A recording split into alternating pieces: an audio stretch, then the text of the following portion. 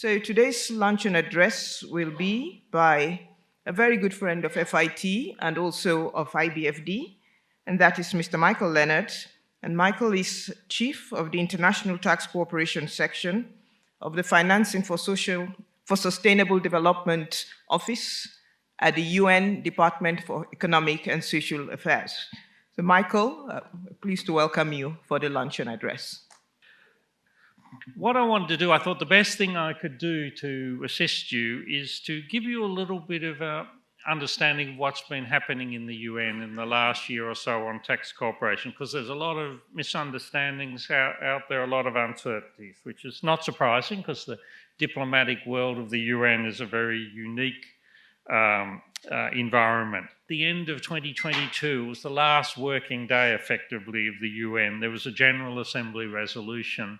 And the key points, as probably most of you know, are that there was a request from the Secretary General to basically examine options for improving the inclusiveness and effectiveness of international tax cooperation.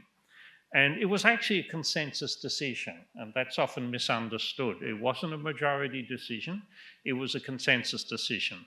What that means is not that everyone's entirely happy with the result, and it was broadcast when it was presented, and some countries indicated they were not happy with the result, but they didn't feel so strongly that they had to call for a vote. But what it left open was, well, what should happen in the UN? Should it be a convention, a treaty instrument, or should it be something else, such as a framework for discussion that wouldn't actually result in a treaty? And it left that open. It asked the Secretary General to do a report. We did that report. And that, again, is a little bit misunderstood. First of all, it's a very short report because the statutory requirements within the UN that these reports have to be about 20 pages long because they get translated into the 5 official languages of the UN. And its purpose was not to talk about the good work that was being done, for example, by the OECD, which no one doubts, even by the UN. What it was really saying is there any forum that is truly inclusive and effective? So when you read that report, which I think you do, you should, then bear that in mind. And it gave 3 basic options. One is a comprehensive, I'll call it a comprehensive tax convention. Within the framework of the UN, it concluded that the only way, again, people will differ on this, the only way in which you could reach that full inclusiveness is through the UN because of the 193 member status, the participation of people from those countries in the Secretariat and so forth. That was the first option. The second option was a framework convention, which could have some parameters such as, the importance of addressing double non-taxation as well as double taxation. Possibly it could, and this is not in the report, but possibly it could stress, as is stressed in the latest resolution, the importance of effective dispute resolution for all stakeholders. So that's a bit of an open area as to what would be in the framework, and then you would have protocols on specific issues. And I'll talk about some of them that are being discussed shortly. Basically decided, no, the resolution has gone through the second committee of the General Assembly, and that's the one that deals with budget and financial issues. It will still, towards the later in this month, it will go before the plenary of the General Assembly. We don't have any reason to believe that any vote would not be a similar vote, and it could even be a consensus. That may not look so likely at the moment. You see the numbers there, 125 for the resolution, which was actually a modified resolution because the Africans took on board some of the comments that were made from I'll say the developed world, mainly it was Europe and other OECD countries, and they tried to factor that in. But what they did not compromise on was they wanted a framework convention. Initially, they'd asked for a comprehensive convention, but they wanted a convention. 48 countries voted against the African resolution. nearly entirely Europe and other OECD countries. 9 abstained, including a few OECD members. And the abstention's always interesting to look for, because I think that's where some of the bridge building will be seen. India voted for the resolution and was quite a strong advocate in terms of supporting the African resolution. And India, I think, will play a really important role as building some of the bridges, because it is a stark reminder that this is an issue on which the global north and the global south are really divided.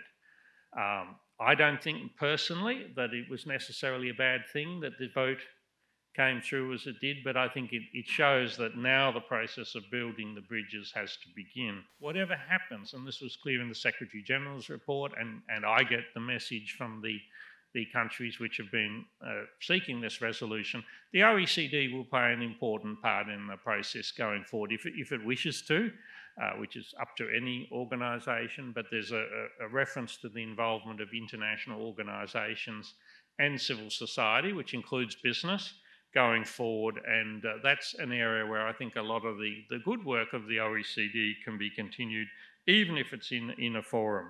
This really is about norm setting. This really is about what the underlying norms are. So you can't really deflect that by saying, well, the UN should concentrate on capacity building. The argument of duplication is not going down very well in the developing world. It was described as a red herring in the public telecast by the South African delegate after the vote.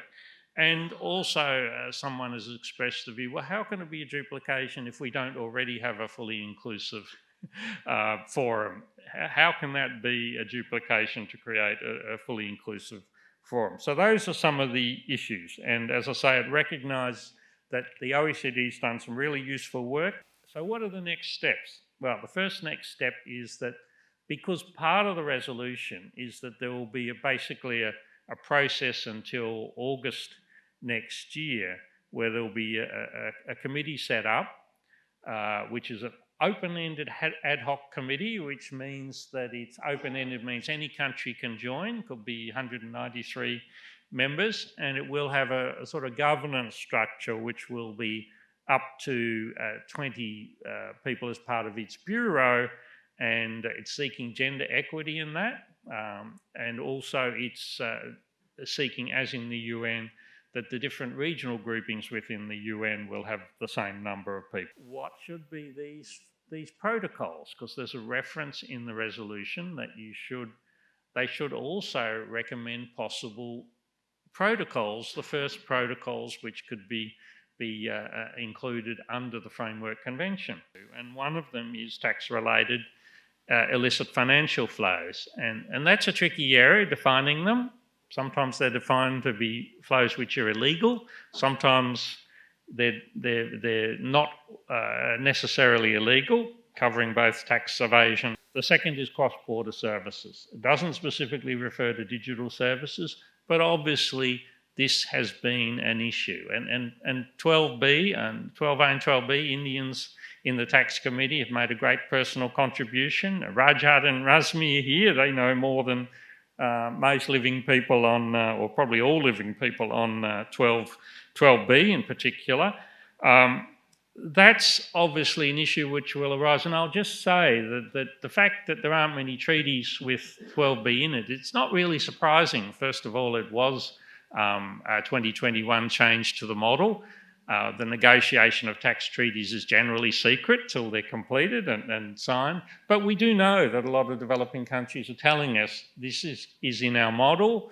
We want to have training on it, and it's something that they're being very influenced by. So we'll see how the pan out is. Maybe they're delaying a bit to see what happens with the multilateral convention. Likely to be the case. And I think transparency is something that really has been important to this work. Transparency of the organisational structures, the deliberative structures, transparency of what actual decisions have been made. And that's as always, going to be challenging. Some things you have to talk about in small groups, but that will be important. And then if there was a negotiation or convention, depending on the roles of the Secretariat, there'd be further budgetary discussions on that.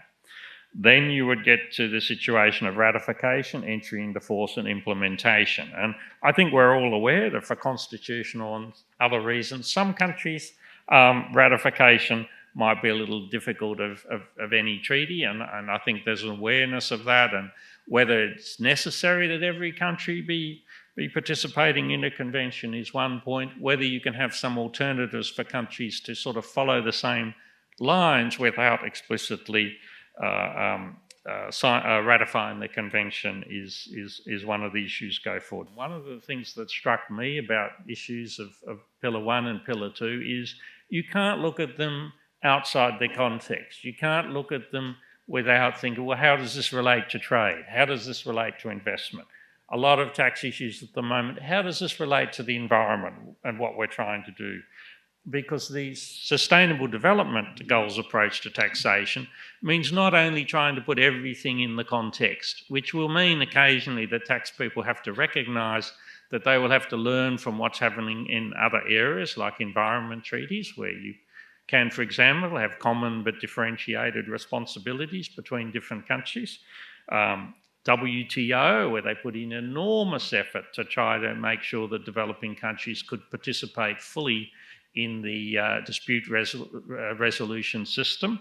And this all stems from what we read what we understood when the Secretary General's report was done, was what was being asked for is not just being at the table, but what I call nose to tail inclusiveness, that, you know, when the initial decisions, what are we negotiating about, are made, when the alternatives are given, when the options are given to you, you know, the election of relevant bodies and decision-making bodies, the processes for those, the ways in which, and this is quite challenging, people who English may not be the first languages, how can they fully participate in a fast-moving process?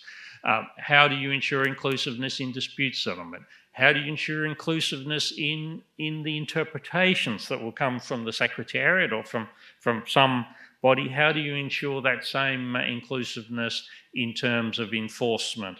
This is a marriage of tax and diplomacy. They're sometimes strange bedfellows. I've even noticed some of our tax people have had trouble coming to terms with UN drafting styles. So something they thought meant something didn't actually quite mean what they thought. So this will be really important for countries to speak to the diplomats.